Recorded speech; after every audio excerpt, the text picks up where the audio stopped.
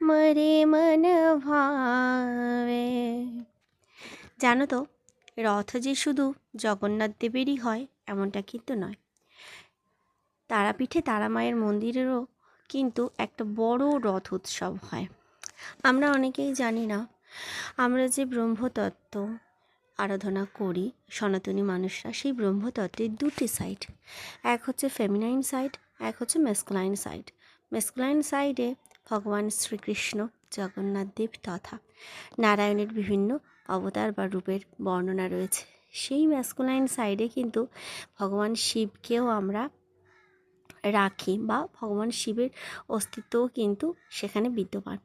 আর feminine সাইডে অষ্টমাতৃকা, দশ মহাবিদ্যা সহ যোগমাতৃকা এবং মহামায়া।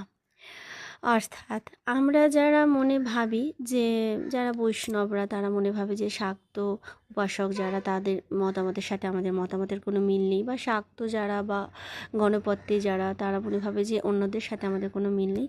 অ্যাকচুয়ালি বিষয়টা এরকম নয়। সনাতনের বিশেষত্বই এটা, বা সনাতনের সৌন্দর্যই এটা, যে আমরা বিভিন্ন মার্গে বিভিন্নভাবে ঈশ্বরকে ডেকে থাকি, কিন্তু আমাদের উদ্দেশ্য কিন্তু সেই পরম ব্রহ্মতত্ত্বের আরাধনা করা বা সেইখানে গিয়ে মিলিত হওয়া। আর তারামায়ের যে রথ, সেই রথযাত্রায় কিন্তু রথে মা তারাই থাকেন। আমরা অনেকেই জানি না যে নবরাত্রি কিন্তু শুধুমাত্র চৈত্র নবরাত্রি বা শারদীয়া নবরাত্রি নয়। নবরাত্রি কিন্তু বছরে 12 মাসেই হয়ে থাকে।